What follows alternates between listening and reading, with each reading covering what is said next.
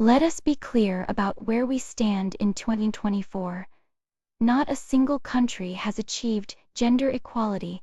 That is not an exaggeration or a figure of speech. It is a fact, after decades of activism, countless international agreements, and millions of voices calling for change. Every nation on Earth still falls short. What is perhaps more troubling is that progress has not just stalled in many places, it has reversed. 1 in 3 countries has made no meaningful progress since 2015 in 18 nations. The situation for women has actually gotten worse. Places like Venezuela, Afghanistan, and South Africa have seen the rights and protections for women erode rather than expand. The trend lines are moving in the wrong direction. The numbers paint a stark picture. Only 10% of the world's heads of state are women. That means 9 out of 10 nations are led by men. When it comes to legal rights, women today enjoy less than 2/3 of the rights available to men. Previous estimates suggested the gap was smaller, but more accurate data has revealed the truth is worse than we thought. Perhaps the most sobering statistic is this one: at the current rate of progress, achieving gender equality will take 131 years. Let that sink in. No one watching this video today will see gender equality achieved in their lifetime. Neither will their children, possibly not even their grandchildren. The international community once set a target of 2030 for achieving gender equality. That deadline is now 6 years away, and we are nowhere close. This is the baseline reality we must confront before we can understand the specific dimensions of inequality that shape women's lives every day.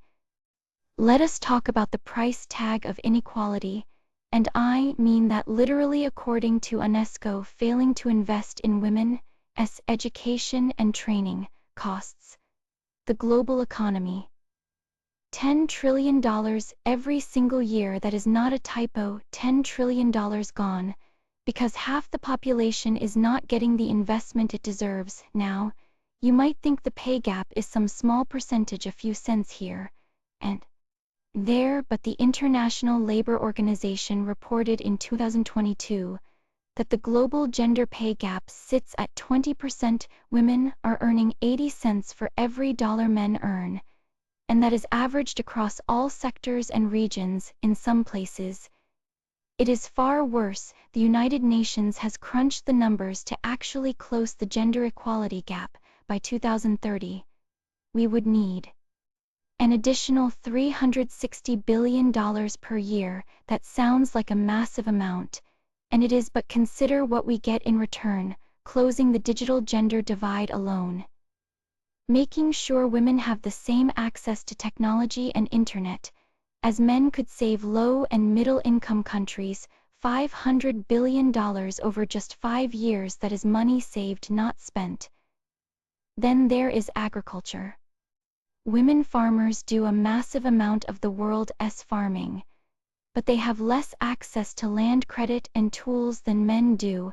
If we closed that productivity gap, global GDP would jump by nearly $1 trillion. $1 trillion sitting on the table because we will not give women farmers what they need.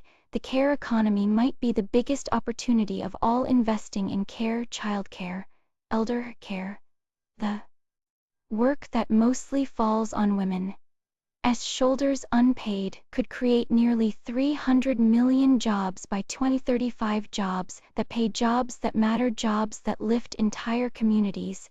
And yet here is the number that should really frustrate you: only 4% of official development assistance the money wealthy countries send to help developing ones goes directly to women's emancipation. 4%. We are literally leaving trillions on the table while spending pennies on the solution. There is a crisis hiding in plain sight. It happens behind closed doors in homes that should be safe at the hands of people who should be trusted. Violence against women is not a rare tragedy or an isolated problem. It is a global epidemic. The numbers are staggering, according to the World Health Organization. 1 in 3 women worldwide has experienced physical or sexual violence. Most of this violence comes from intimate partners. Let that sink in for a moment. 1 in 3, that means in any gathering of women, whether at a workplace, a school, or a family dinner. Statistically, several have survived abuse, but the violence does not stop there. Every 11 minutes a woman or girl is killed by a member of her own family. These are not random acts committed by strangers, they are acts of violence, committed in the place where women should feel most secure, by the people closest to them. This is not simply a matter of personal relationships gone wrong. It is a public health emergency and a human rights catastrophe. And yet, there is reason for hope. Evidence shows that laws make a real difference in countries with specific legislation against domestic violence. Rates of intimate partner violence stand at around 5% in countries without such laws. That number triples to 16%. Laws alone are not enough, but they are a starting point. They signal that violence is not a private matter, but a crime. They give women a path to safety and justice. The path forward requires more than awareness, it requires action from governments, from communities, and from individuals. Violence against women is preventable. We know what works. The question is whether we have the will to make it happen. Let me tell you about a battleground that sits at the very heart of women's autonomy. Sexual and reproductive health and rights remain one of the most contested terrains in the fight for gender equality, and the stakes could not be higher. Consider this: 40% of women worldwide live in countries with restrictive abortion laws. That means billions of women cannot make decisions about their own bodies, but even where rights have been won, they can be taken away. The world watched in shock when the United States Supreme Court overturned Roe v. Wade in 2022. That decision ended nearly 50 years of constitutional protection for abortion rights. 14 states moved quickly to ban the procedure entirely, yet at the same moment another nation moved in the opposite direction. In 2024, France became the first country in the world to explicitly guarantee abortion freedom in its constitution. Nearly 70% of French citizens supported this historic measure. It was a powerful statement that reproductive rights are fundamental rights worthy of the highest legal protection. But abortion access is only one piece of a much larger puzzle. Every single day, 800 women die from complications related to pregnancy and childbirth.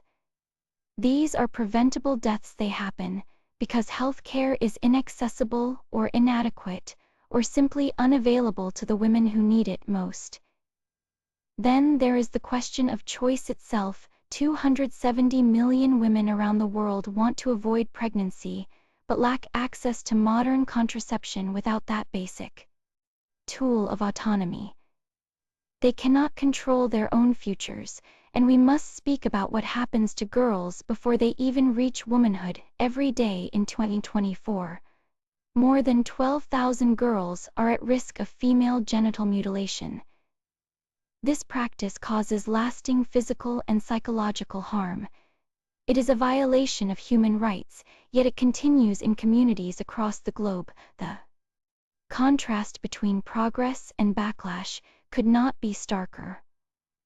One country constitutionalizes freedom, while another strips it away. The message is clear. Reproductive rights are not guaranteed. They must be fought for, defended, and protected. The story of women's rights in international law begins with a promise when the United Nations was founded in 1945. Its charter declared that the organization would promote human rights for all without distinction of sex. It was a radical statement for its time, written into the founding document of a new world order. 3 years later, in 1948, The Universal Declaration of Human Rights made that promise even more explicit. It stated that all human beings are born free and equal in dignity and rights, and that everyone is entitled to these rights without discrimination based on sex. But words on paper need champions, and that is where the Commission on the Status of Women comes in. Established in the UN's very first year, this body became the principal global advocate for gender equality. One of its earliest victories was ensuring that the language of the Universal Declaration was truly gender neutral. The real momentum came in the 1970s. The General Assembly declared 1975 as International Women's Year and convened the first World Conference on Women in Mexico City. It was a watershed moment. For the first time, governments from around the world gathered specifically to address women's rights as a global priority. That conference sparked a decade dedicated to women's advancement. Then came something even more significant. In 1979, the General Assembly adopted the Convention on the Elimination of All Forms of Discrimination Against Women, known as CEDAW. This treaty is often called the International Bill of Rights for Women. It defined discrimination against women in explicit terms and required nations to take concrete action against it. It was the first human rights treaty to affirm reproductive rights. In 1995, the movement reached another peak. The Beijing Declaration, adopted by 189 governments, set an ambitious agenda for women's empowerment. It felt like a turning point today. That timeline points toward 2030. The Sustainable Development Goals set gender equality as a target to be achieved by that year. But here, we are with only 6 years remaining, and the gap between promise and reality remains vast. The legal framework exists, the commitments have been made. The question now is whether the world will honor them. So what does progress actually look like between 2019 and 2023? Countries around the world passed 56 legal reforms advancing women's rights. These are not abstract promises, they are concrete changes written into law. Some countries introduced gender quotas to ensure women have a real voice in political decision making. Others finally removed discriminatory provisions from their nationality laws, allowing women to pass citizenship to their children on equal terms with men, and many strengthened legal protections against domestic violence, giving women recourse where none existed before. Sometimes, the solutions are surprisingly practical. Take something as basic as electricity. Research shows that when households gain access to electricity, women become significantly more likely to work outside the home. The increase ranges from 9 to 23 percentage points. Why does this matter?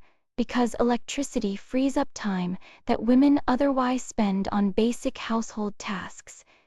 It enables small businesses.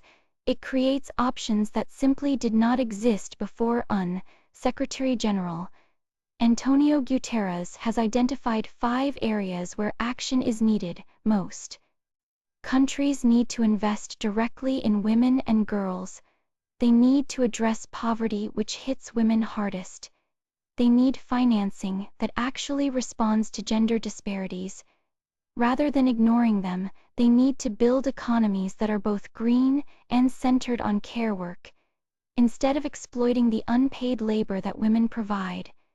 And they need to support the feminist movements and change makers who have always driven progress from the ground up. The 68th session of the UN Commission on the Status of Women offered a real opportunity to turn these ideas into funded commitments.